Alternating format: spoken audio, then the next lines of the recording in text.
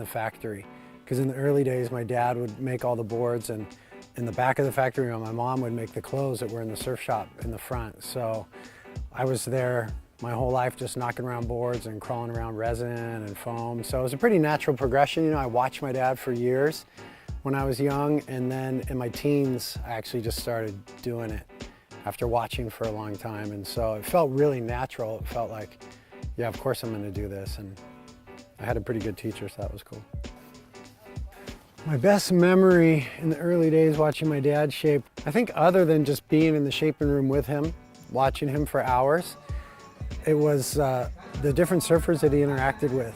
And, you know, cool guys would come around like Sean Thompson and guys like that, and Rabbit, and, you know, way back when I was young, and my dad would make them boards, and then they go down to Rincon and try them, and I'd always be tagging along and get to see those guys ride new boards, and, you know, see Sean Thompson kind of riding some of the first thrusters in California, and I remember that stuff. And then those guys would always come and stay at our house because they'd be working with my dad on boards and having, you know, breakfast with those guys and stuff like that. That was a fun memory.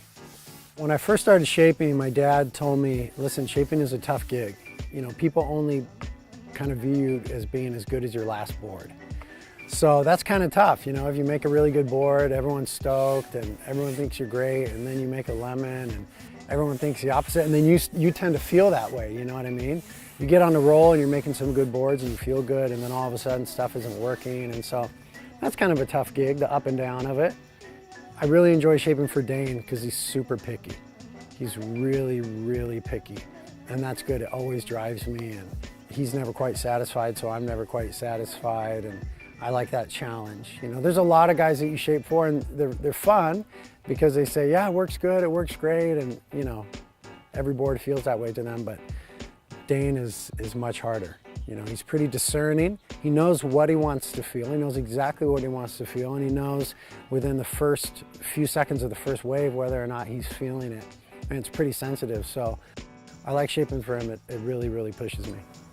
For us at Channel Islands, the main drive is the surfers. Their ideas, what they want, you know, they really drive the designs and the performance. The board that I shaped for the Stab in the Dark was a sort of tweak and a modification on our Fred Rubble. And our Fred Rubble for the last few years has been our bread and butter. It was developed with Connor Coffin and also Dane. Dane was in on the early development of that board. And it's just a really good, high performance, all around board. And you could kind of tweak it pretty easily for different waves. You know, if you're surfing like a point break, you can, you know, subtly change the rocker if it's more beach break stuff. And tends to go really well for a lot of good surfers. So I took the Fred Rubble and I just did a little tweaking of the rocker, especially between the feet in front of the front fins. I kind of straightened that area a little bit to try to get it a little faster. Sometimes the Fred Rubble wants a little more get up and go than it can have, which is really fine for beach breaks and stuff, but I was thinking maybe reefs and better waves. We wanted a little bit of get up and go for a faster wave. So I straightened the rocker through there and kind of adjusted the concaves between the fins. The surfer I kind of had in mind was Julian, so we thought about that a little bit, and seemed like it fit his weight and dimensions. And just tried to get a board that really flowed well and was going to be fast and easy transitions rail to rail. The best thing about being a shaper is I think working with your hands and the solitude and just having a finished product. When that's finished and you can look at it and just say it's done, and when it works, that's an unreal feeling. You know, a lot of the other stuff that I do in life and that we do in life is never quite done. It's always in process, but it's nice that surfboards can just be done and they work and they're good, and I enjoy that. I enjoy the whole process of working with my hands.